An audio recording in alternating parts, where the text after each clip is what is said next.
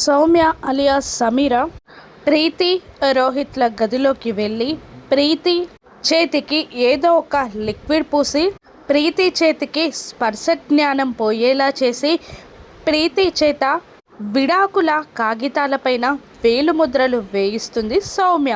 ఎవరు చూడట్లేదు అనుకొని దర్జాగా హాల్లోకి నడుచుకుంటూ వస్తుంది సౌమ్య. కానీ తను హాల్లోకి రాగానే ఇంట్లో ఉన్న లైట్స్ అన్నీ ఆన్ అవుతాయి.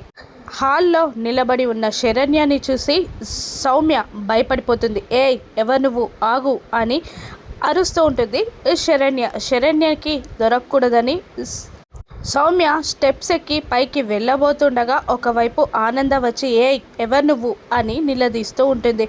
వీళ్ళిద్దరిని తప్పించుకొని పారిపోవాలని మరోవైపు వెళ్ళబోతున్న సౌమ్యని శరణ్య అడ్డుకుంటుంది. పరిగెత్తుకుంటూ హాల్లోకి వచ్చేస్తుంది సౌమ్య. శరణ్య ఆనంద పట్టుకోవాలని ట్రై చేస్తూ ఉండగా వాళ్ళని తప్పించుకొని పారిపోయే ప్రయత్నం చేస్తూ ఉంటుంది సౌమ్య. మరోవైపు నుండి వచ్చి దబాళ్ళున పట్టేసుకుంటుంది శరణ్య సౌమ్యని. పారిపోనీకమ్మా అని ఆనంద అరుస్తూనే ఉంటుంది. ఇక సౌమ్య చేతులు వెనక్కి విరిచి పట్టుకుంటుంది శరణ్య.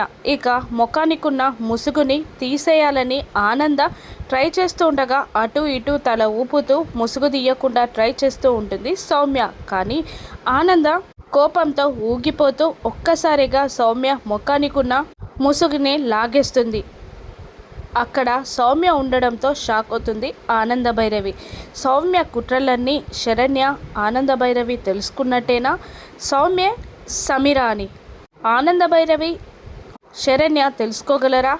సౌమ్య అనన్య మనీష్ అని తెలుసుకుంటుందా ఆనంద? రాను ఎపిసోడ్స్లో చూద్దాం. Thank you for watching.